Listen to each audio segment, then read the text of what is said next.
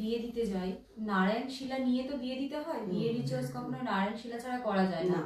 তো আমাদেরকে প্রশ্ন করা হয় তোমাদের পইতে হয়নি, তোমরা নারায়ণ শিলা নিয়ে পুজো করে বিয়ে দেবে কি করে? হ্যাঁ, এই যে কথাটা জিজ্ঞেস করেন, যিনি করেন তিনি কি জানেন যে এই কথাটা কে জিজ্ঞেস করছে? একজন পুরোহিত, একজন পৈতেধারী পুরোহিত। তাকে কে জিজ্ঞেস, তিনি জানছেন কি করে যে একজন মহিলা নারায়ণ ছুঁতে পারে না? কেন, যদি পুরুষ ছুঁতে পারে নারায়ণ, কেন মহিলারা পারবে না?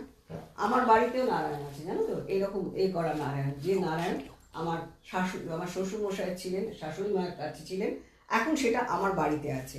আমার বাড়িতে যখন আছে সেটাকে আমাকে চান করাতে হয়, পুজো করতে হয়। আমার আত্মীয় যারা, তারা বললেন এ মা, রত্না কি করে করবে ওটা? আনলাম, কেন করতে পারবো না? আমার নারায়ণকে যদি আমি যদি ঠাকুর বিশ্বাস করি, আমি সবাইকে মানছি, আমি নারায়ণকে কেন চান করাতে পারবো না? কেন তাকে তুলসী দিতে পারবো না? তিনি কি আমার কাছে এসে বলেছেন যে তুলসী দিও না? তিনি তো বলেননি।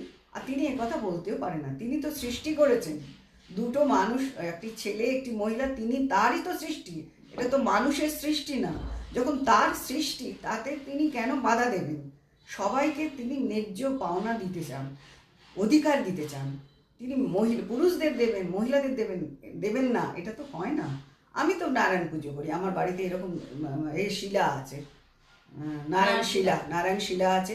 তাকে আমি রোজ সকালবেলা স্নান করাই, তুলসী দিই, ঘির মালাকে স্নান করাই, পুজো করি, রোজ করি। কেন করবো না? তা আমি তো আছি, ঠিকই তো আছি, আমার তো কোনো খারাপ নেই।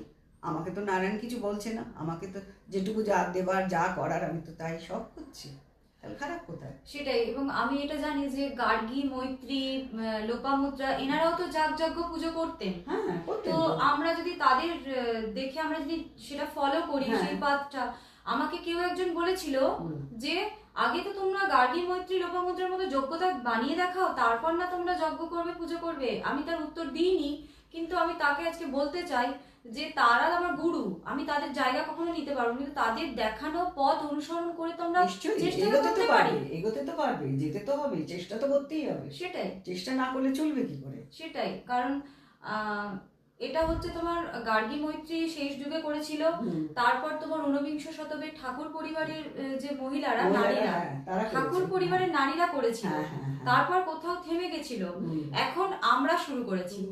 তো জানি না 100 বছর পর আমাদের নামটাও ইতিহাসের পাতায় আসতে পারে, নিশ্চয়ই আসতে পারে। সেটাই। আর আরেকটা কথা বলি, তোমার এই ভারতবর্ষের ইতিহাসে প্রথম গণবিবাহ, কোনো মহিলা পুরোহিত এতগুলো কাপলসকে একসাথে বিয়ে দিচ্ছে, এটা কিন্তু প্রথম